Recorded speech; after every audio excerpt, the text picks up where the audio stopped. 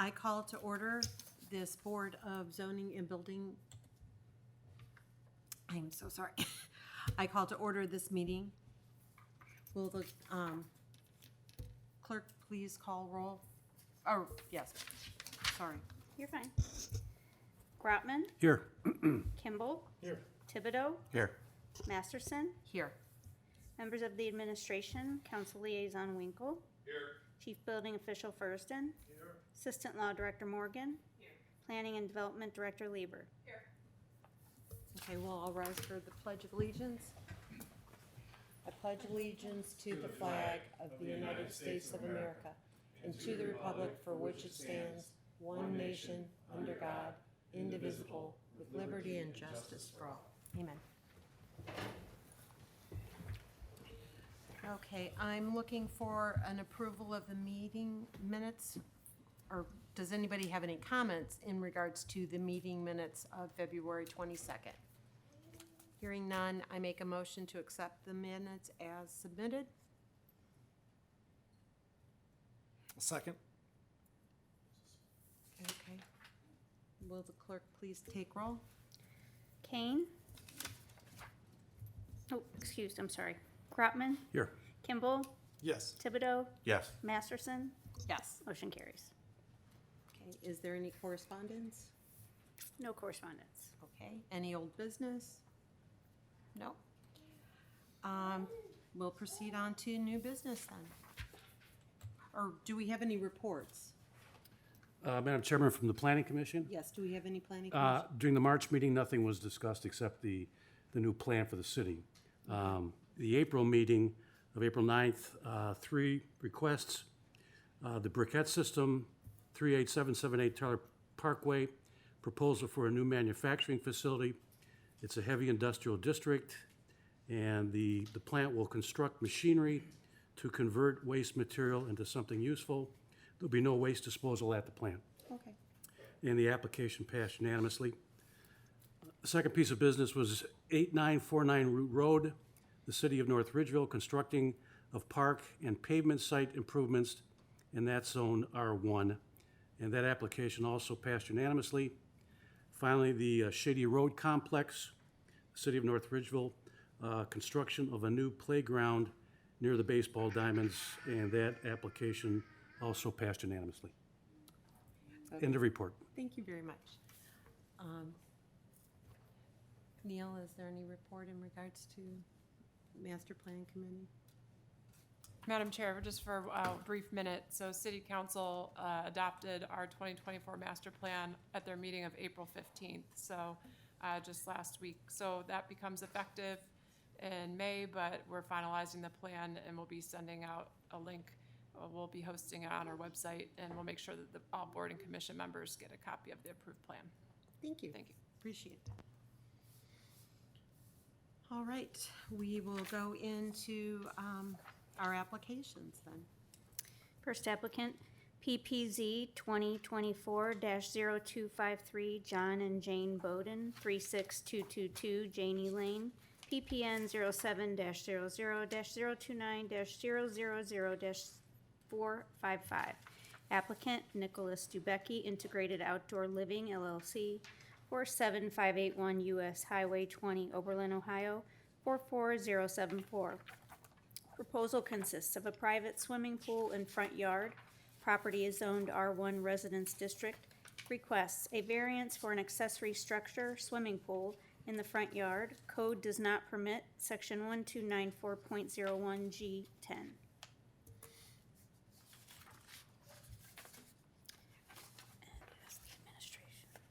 Does the administration have any comments? Thank you, Madam Chair. The applicant's proposing to install a swimming pool on their corner lot. For corner lots, both street frontages are considered front yards, and the zoning code requires that all accessory uses be located within a side or rear yard. The pool encroaches into that front yard along Haven Crest Court. Also, swimming pools must be enclosed by a fence at least 4 feet in height. I don't think I saw on the plan what the height of the proposed fence would be. So if the fence is higher than 4 feet, that would enclose that area, then an additional variance may be required because, again, we have that 4 foot height limit for fences in the front yard. So maybe if the applicant can clarify their intent there, that would be appreciated. Thank you, Madam Chair. Mr. Furston, is there anything no comments? Okay. Who's here to speak on behalf of this? Whoever's here to speak, I do need you to come up to the podium to be sworn in. Okay, can you list your name Yeah, Nicholas Dubecki, and your address? 47581 US Highway 20, and that's Oberlin, Ohio, 44074. Okay. Do you swear or affirm that the statements you are about to make before this zoning and building board of appeals for the city of North Ridgeville are true as you shall answer unto God or under the penalties of the law of perjury? Yes. Okay, give us a little explanation. I'm the owner of Integrated Outdoor Living. We have this project for these homeowners here. To answer your question, we are including a 4-foot black aluminum fence, standard in a lot of these subdivisions within the city. You can see that here in this 3D image. So it is gonna go alongside the entire backyard, other than the back corner, where there is an easement there. We're gonna kind of fortify it just to avoid encroaching on that easement. But it will enclose the entire pool area, as required. Safety latches, everything like that, as required within the city for pool code.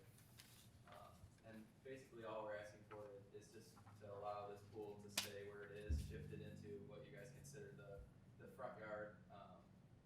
And the reason for why I designed this project that way is to try to stay away from that easement. The easement is only on the west side, I believe, of the property. Yeah, so that's the west, northwest corner of the property. There is a storm easement there.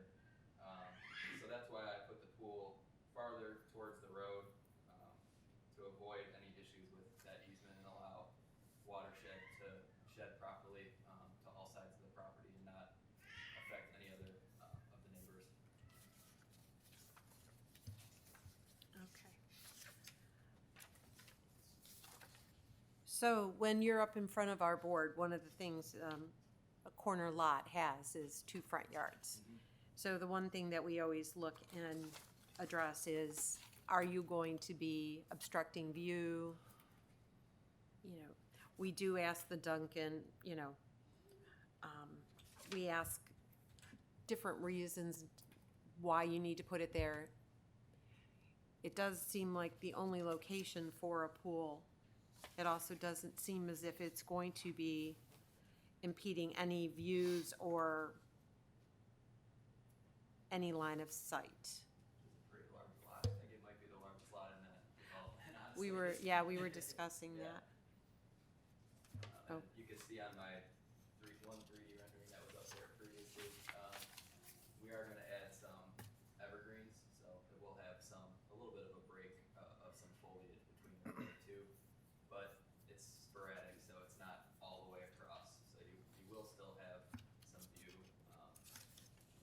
but it's not gonna impede traffic or line of sight or anything on that corner.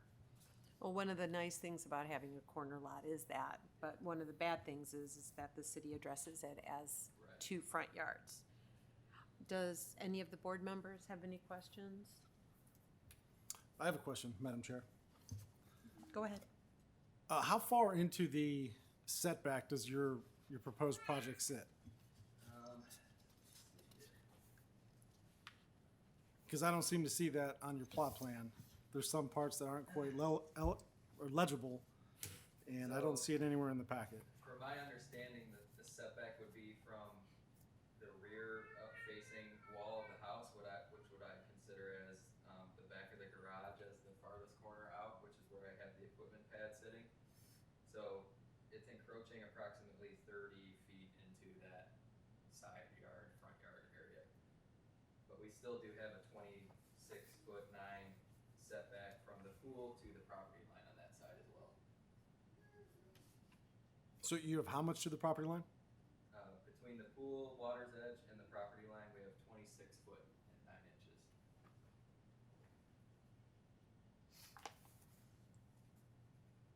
Then on the northeast corner of the pool, because of the angle of the property line, we have 31 feet 5 inches there.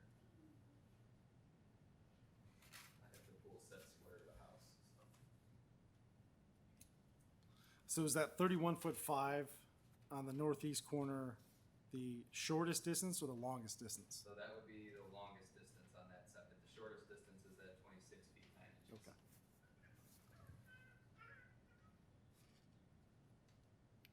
Anyone else on the board have any comments? Just real quick. Sure.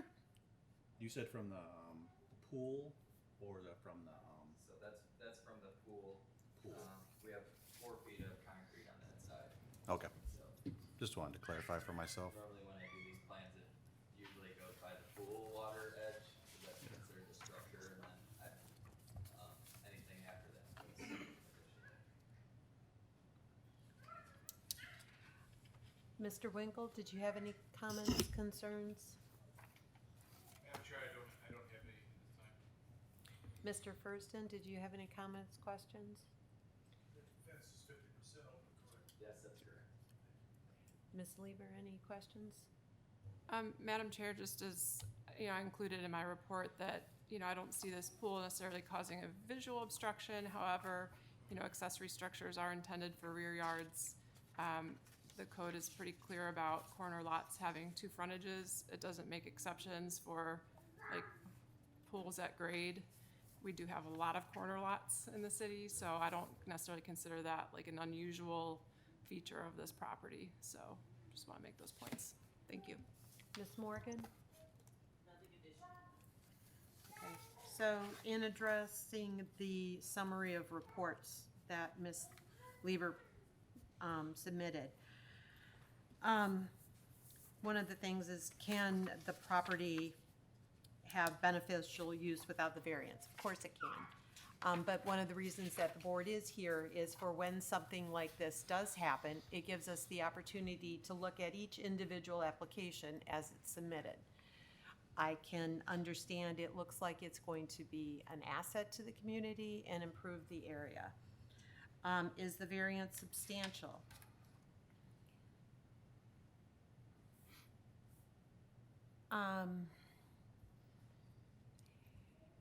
I would say that it was, in my opinion, one of the reasons why I'm coming to the decision that I am is while it is at ground level, it's not going to have the appearance of being that much of an encroachment. It's not going to adversely affect governmental services. How long has the homeowner owned the property? I believe less than a year. Less than a year. Well, we moved in December of 2022. Okay. Usually, yeah, very rarely do realtors ever tell people or salespeople that they can't build that. That is a common problem. Can they put the pool in a different location? You're telling us that they can't be done because of the watershed and because of the mechanicals? Yeah, that easement on the corner is pretty significant as far as there was a huge mound in the back of the property before for the easement, and they regraded everything appropriately, but all the water from their property goes to that corner. Okay. So my idea behind the placement of the pool was to try to minimize any changes to that watershed. So you don't want to flood out the neighbors, so thank you Yeah. for doing that. Okay. In regards to the zoning requirements, while I understand that the city does put this in, that they don't want too many things on corner lots, I do understand that. I believe that's one of the reasons for our board is to grant special circumstances. So I'm sorry. Does anybody in the audience want to talk in regards to this matter? Well, he's too little to be sworn in. He can't talk, so we don't swear them in. Okay, so there's no input from the audience other than the handsome young man in the lobby. I will make a motion to accept. I second. Will the clerk please take roll? Grotman, Yes. Kimball, No. Thibodeau, Yes. Masterson. Yes. Motion carries 3-1. You can get your permit.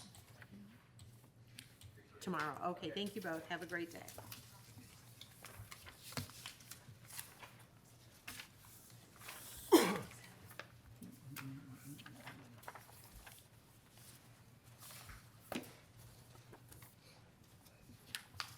Will the clerk please read the next application?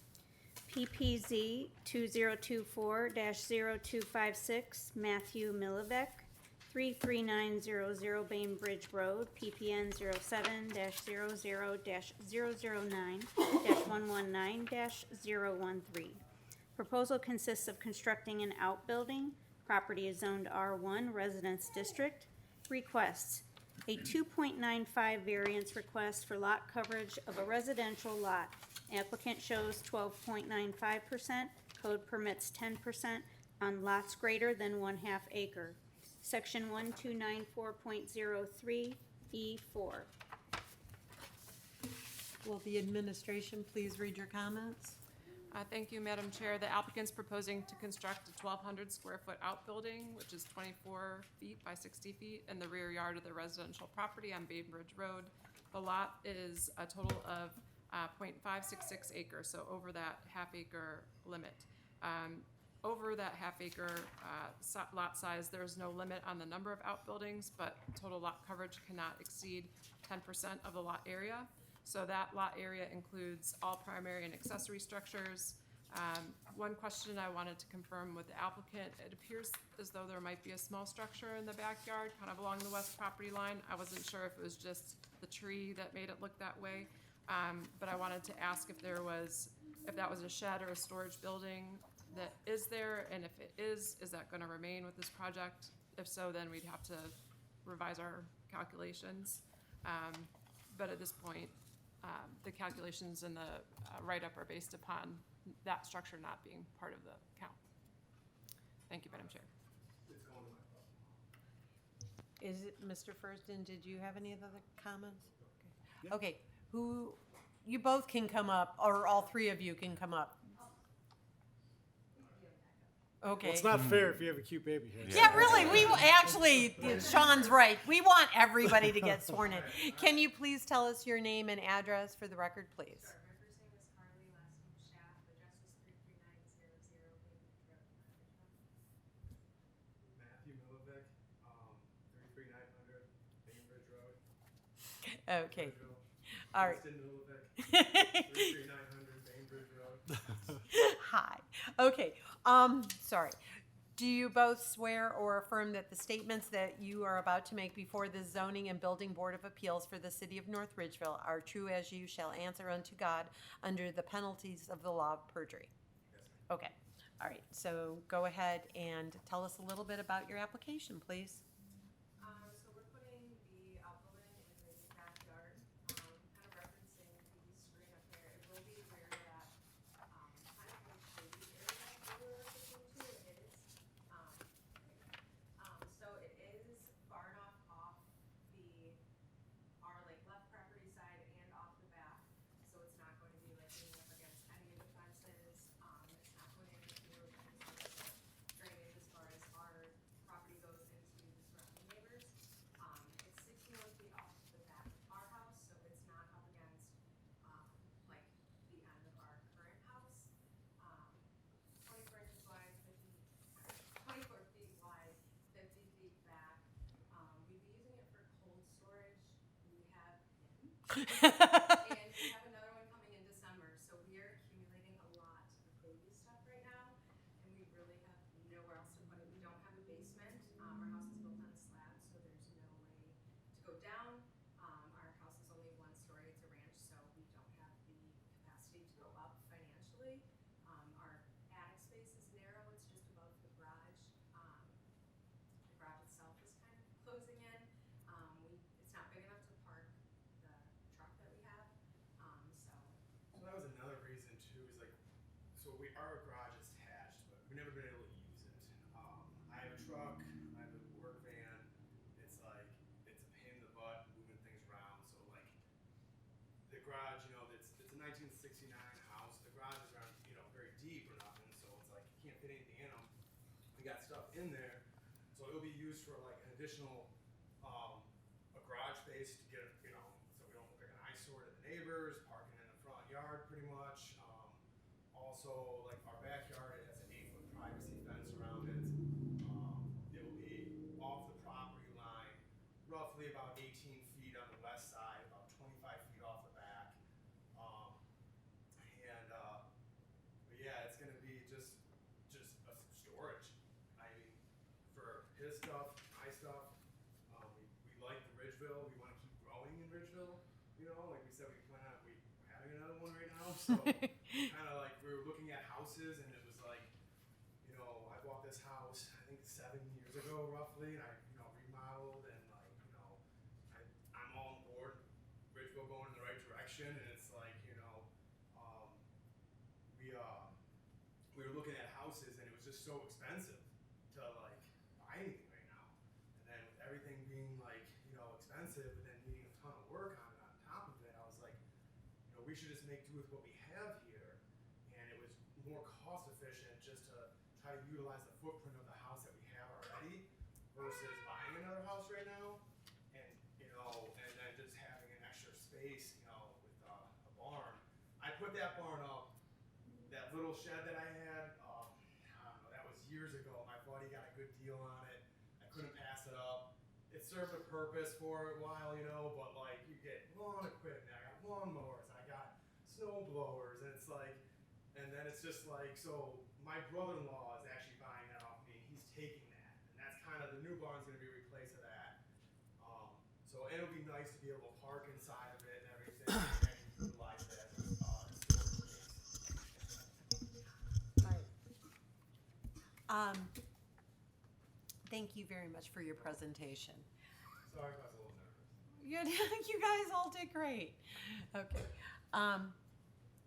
You're just asking for a 2.9% variance, a very small Yeah, variance. so the house is like a little bit over 8, and then, the barn, I think it was like almost 5, so that's what puts it Yeah. less than 3%. It's a very small. Over variance. So, and you did state that you were going to remove the shed. Okay, that's the end of my questions. Does the board have any other? Madam Chair, I have a couple comments Sure. if I could. This seems to be a very well thought out plan. Looking at everything on their property, they have the narrow side facing the street. I don't see any sort of, anything visual that's going to jump out that there's some massive barn on this property. In reality, if his lot was 7 feet deeper, he wouldn't even need to be here. And the fact that, I don't see anyone being able to drive down the road and say, well, that yard's 7 feet too short. I just don't. I believe they've checked all the boxes. I mean, they have letters from all their neighbors and support. Seems to be a well thought out plan and seems to make perfect sense to me. Anybody else? Madam Chair, just piggyback a little bit. I looked at it from Glendale, every possible angle, and it's like a perfect location to put it because it's very secluded there, and I really can't see anybody driving by and even seeing it other than if they're actually looking for it. And I wanted to keep it low. Mhm. I didn't want it to be like some monstrosity back there. So I didn't want to go higher than the house or anything. I wanted it to be clean looking, stealth, and just look nice. Anybody else have any other questions? Mr. Winkle, do you have any questions? Madam Chair, I'm familiar with this area. It's my ward, and I'm familiar with this house, and I've worked in a lot of them over the years. Consideration for small family storage was one of the things that anybody knows me, I do have a soft spot for finding something and fixing it and expanding it and making it better than when you left it. I started with. So I think I understand it. I'm not a voting member here, but I understand it. In the neighborhood, I'm very familiar with. They actually went out of their way to get all the neighbors to actually sign off and say it's okay. It seems like, to my knowledge, the neighborhood seems like it would fit well. Okay. Mr. Furston? Ms. Lever? Madam Chair, if the board is inclined to grant this variance, I'd maybe just include a condition that the existing shed be removed. Otherwise, the percentage would be different. So since they indicated that it's going to be sold to the brother-in-law, maybe just include that in your motion. Thank you. Ms. Morgan?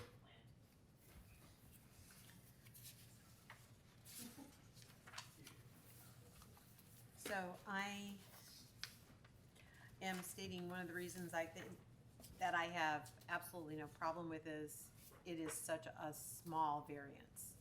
In regards to the Duncan factors, I think the family has done a really good job. I mean, this is again why we're here, is to be able to use common sense and let people, we want you to stay.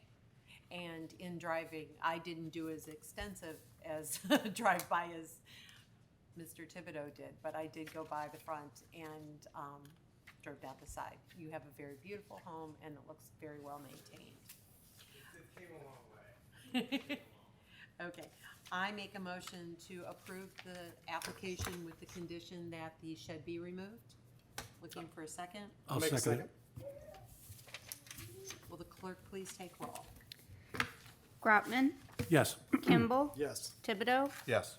Masterson. Yes. Motion carries unanimously. Okay, thank you. All right. And there's nothing else in front of the board, so I adjourn this meeting. You folks have a good night. What's the little guy's name? This is Weston. Hi. Do we know where we're gonna